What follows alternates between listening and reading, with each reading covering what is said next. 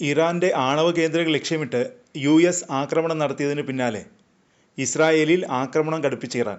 ഇസ്രായേലിലേക്ക് ഇറാൻ്റെ മിസൈലുകൾ എത്തിയതായി IDFൻ്റെ വക്താവ് അറിയിച്ചു. ഇറാൻ്റെ മിസൈലുകളെ പ്രതിരോധിക്കാനുള്ള ശ്രമങ്ങൾ നടത്തുകയാണെന്നും സൈനിക വക്താവ് വ്യക്തമാക്കി. ഇസ്രായേലിലെ പൊതുജനങ്ങൾക്ക് ജാഗ്രതാ നിർദ്ദേശവും നൽകിയിട്ടുണ്ട്. ഇനിയൊരു അറിയിപ്പുണ്ടാകുന്നതുവരെ ഷെൽട്ടറുകളിലേക്കും സുരക്ഷിത മേഖലകളിലേക്കും മാറാൻ ജനങ്ങളോട് നിർദ്ദേശിച്ചിട്ടുണ്ട്. ബെൻ ഗുരിയോൺ വിമാനത്താവളം ഉൾപ്പെടെ ഇസ്രായേലിലെ നിരവധി മേഖലകളിൽ ലക്ഷ്യമിട്ട് ഇറാൻ ആക്രമണം നടത്തിയതായി ഇറാൻ സ്റ്റേറ്റ് TV റിപ്പോർട്ട് ചെയ്തു. ദീർഘദൂര മിസൈലുകൾ ഉപയോഗിച്ചാണ് ആക്രമണം നടത്തിയതെന്ന് ഇസ്ലാമിക് റവല്യൂഷണറി ഗാർഡ് കോർ അറിയിച്ചു. ഇസ്രായേലിലെ സൈനിക കേന്ദ്രങ്ങൾ ലക്ഷ്യമിട്ടും ഇറാൻ ആക്രമണം നടത്തിയെന്നാണ് റിപ്പോർട്ട്. ജെറുസലേമിൽ സ്ഫോടനം നടന്നതായും ടെലവിവിൽ സൈറനുകൾ മുഴങ്ങിയതായും മാധ്യമ റിപ്പോർട്ടുകൾ പറയുന്നു. ഇറാൻ മിസൈൽ ആക്രമണം ശക്തമാക്കിയതോടെ ഇസ്രായേൽ വിമാന കമ്പനികൾ സർവീസുകൾ നിർത്തിവെച്ചു. ഇസ്രായേലിലെ ഏറ്റവും വലിയ വിമാന കമ്പനിയായ LL, ഇസ്രായേൽ എയർലൈൻസ്, അർക്കിയ, ഇസ്രയർ എന്നിവ ഇനിയൊരു അറിയിപ്പുണ്ടാകുന്നതുവരെ സർവീസുകൾ നടത്തില്ല. ജൂൺ 27 വരെ ഷെഡ്യൂൾ ചെയ്ത വിമാനങ്ങൾ റദ്ദാക്കിയിട്ടുണ്ട്. US ആക്രമണങ്ങളെ സർവ്വശക്തി ഉപയോഗിച്ച് ചെറുക്കുമെന്ന് ഇറാൻ പ്രഖ്യാപിച്ചു. US-ന് ധാർമ്മികതയില്ല, ഒരു നിയമവും പാലിക്കുന്നില്ല.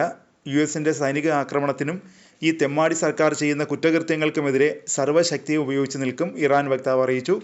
ഫോർദോ, നദാൻസ്, യസ്ഫാൻ ആണവ നിലയങ്ങളിലാണ് US ആക്രമണം നടത്തിയത്.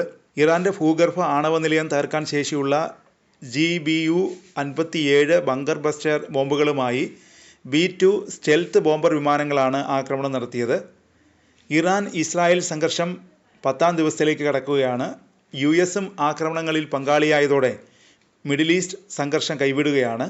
ഇറാനെ ആക്രമിക്കുന്ന കാര്യത്തിൽ 2 ആഴ്ചയ്ക്കകം തീരുമാനമെടുക്കുമെന്നായിരുന്നു US പ്രസിഡന്റ് ഡൊണാൾഡ് ട്രംപ് പറഞ്ഞത്.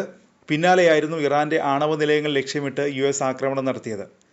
ആക്രമണത്തിന് പിന്നാലെ ആക്രമണ വിവരം വ്യക്തമാക്കി ട്രംപ് സോഷ്യൽ മീഡിയയിലെത്തി. 3 ആണവ നിലയങ്ങളിൽ വിജയകരമായി ആക്രമണം നടത്തി. നദാൻസ്, ഫോർദോ, ഇസ്ഫാൻ എന്നീ ആണവ നിലയങ്ങളിലാണ് ആക്രമണം നടത്തിയത്. എല്ലാ വിമാനങ്ങളും ആക്രമണത്തിന് ശേഷം ഇറാൻ്റെ വ്യോമപരിധിയിൽ നിന്ന് പുറത്തെത്തി. അമേരിക്കൻ സൈനികരെ അഭിനന്ദിക്കുന്നു. ലോകത്തിലെ മറ്റൊരു രാജ്യത്തിലെ സൈന്യത്തിനും ഇത് ചെയ്യാനാകില്ല. ഇനി സമാധാനത്തിൻ്റെ സമയമാണ്, ട്രംപ് പറഞ്ഞു. US-ൻ്റെ ആക്രമണം ഉണ്ടായാൽ സ്ഥിതിഗതികൾ ഗുരുതരമാകുമെന്ന് ഇറാൻ്റെ വിദേശകാര്യമന്ത്രി അബ്ബാസ് അരാങ്ചി നേരത്തെ വ്യക്തമാക്കിയിരുന്നു. US-നെതിരെ ശക്തമായ തിരിച്ചടിക്ക് ഇറാൻ ഒരുങ്ങുന്നതായി റിപ്പോർട്ടുകൾ വരുന്നു. ഇറാൻ്റെ ആണവ കേന്ദ്രങ്ങളിൽ അമേരിക്ക നടത്തിയ ആക്രമണത്തിന് ഉടൻ തിരിച്ചടി നൽകുമെന്ന് ഇറാൻ്റെ പരമോന്നത നേതാവ് അലി ഖമേനിയുടെ പ്രതിനിധി ഹൊസൈൻ ഷെരിയത്ത് മദാരി ആവശ്യപ്പെട്ടതായി റിപ്പോർട്ടുണ്ട്. ഇറാൻ്റെ ആണവ കേന്ദ്രങ്ങളിൽ ആക്രമണമുണ്ടായി മണിക്കൂറുകൾക്ക് പിന്നാലെയാണ് ഷെരിയത്ത് മദാരിയുടെ പ്രസ്താവന. കെയ്ഹാൻ മാസികയുടെ മാനേജിംഗ് എഡിറ്ററും അലി ഖമേനിയുടെ അടുത്ത വിശ്വസ്തനുമായ ഷെരിയത്ത് മദാരി ബഹ്റൈനിലെ US നാവികസേനയ്ക്ക് നേരെ ഇറാൻ മിസൈൽ ആക്രമണം നടത്തുമെന്നും അമേരിക്കൻ, ബ്രിട്ടീഷ്, ജർമ്മൻ, ഫ്രഞ്ച് കപ്പലുകൾക്ക് പ്രവേശിക്കാനാവാതെ ഹോർമൂസ് കടലിടുക്ക് അടയ്ക്കുമെന്നും പറഞ്ഞതായി റിപ്പോർട്ടുകൾ വ്യക്തമാക്കുന്നു. ഇനി നടപടിയെടുക്കാനുള്ള നമ്മുടെ ഊഴമാണ്.